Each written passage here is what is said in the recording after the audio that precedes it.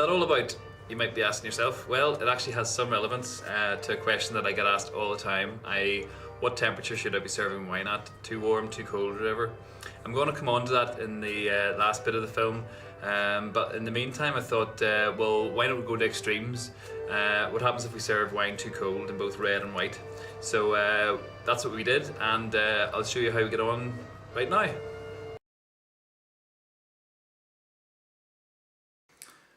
Okay, so we went from this to this, and likewise with the white, we went from this to this. So let's give it a go. As you'd normally expect, we'll start with white, obviously, as the tradition dictates. If you are going to make ice lollies from wine, I suggest that just like good glassware, you pick a nice shape. So this to me seems like a nice shape for a wine lolly. So as I say, this is the Muscadet sur Lie, so usually nice and lemony and yeasty. So let's see what it tastes like in a lolly.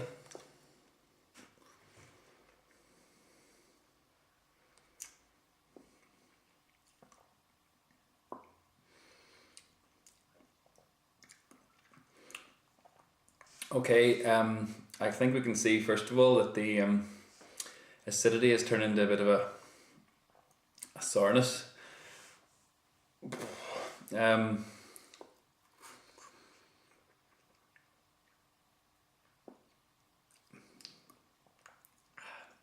comes from turning from something that's really nice into something that tastes a bit like something you got in the 1980s, kind of Blue Nun type of style.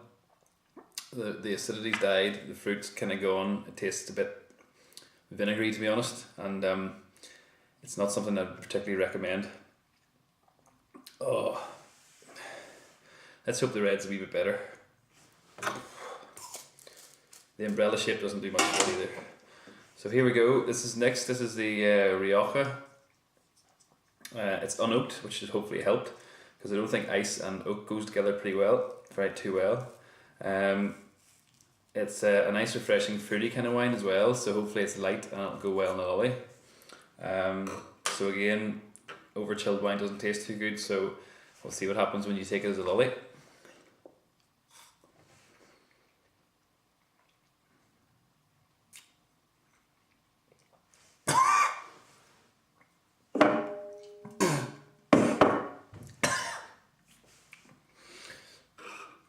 Again, it doesn't taste too good. It's incredibly bitter, vinegary. The fruit is turned into I have no idea.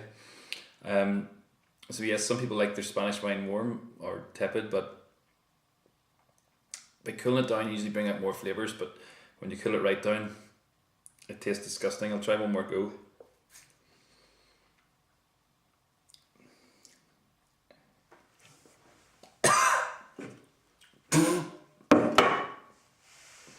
So I think what you can take away from this is too cold isn't too good. So we'll see now exactly what it's like when you go the other side of the scale and have it too warm. But I wouldn't recommend giving these to your kids unless they've been extremely naughty. So ice cream or ice lolly wine is a bit of a no-no.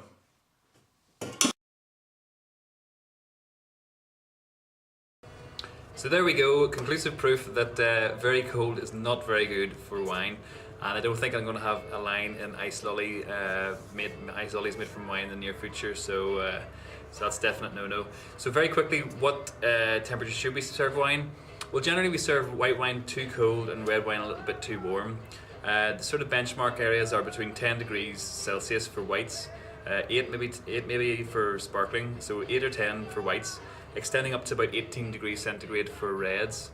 And it's kind of like a bit of a rainbow. You start off with at the lower end of scale, it's very, very light whites, especially in colour. And as you go through, you're moving up towards the heavier, darker whites like Chardonnays. And then you come up to 14, 15 for the lighter reds, some Pinot Noirs, some Gamay grape-based grapes. Moving up to the heavier wines, the Bordeaux's up around the 18. It's important also to know that 18 degrees isn't room temperature. Room temperature these days is around 22, so room temperature is a little bit too warm for wine, so don't go sort of too mad on that there. So that's pretty much temperatures. Very lastly, a quick look as usual as what's going on. This is pretty much what's going on. The 8th of April is a one-night beginner's course, so if you're interested in that, give me a shout. The same thing's happening again, but it's on a Friday night, the following Friday night, the 16th, so you won't have to go to work the next morning, you won't have to feel too bad with any stinking hangovers. And finally, the 29th of April, we have a very special night. It's a champagne and chocolate night. It's a bit of a ladies' night. There's only about 10 spots available, and they're starting to fill up pretty quick. You get to try 6 different sparkling wines, champagnes, and lots of chocolate and all that kind of stuff, so it's really good. €30 for that, €25 for the other two. And in the meantime, I look forward to seeing you in the shop. Cheers.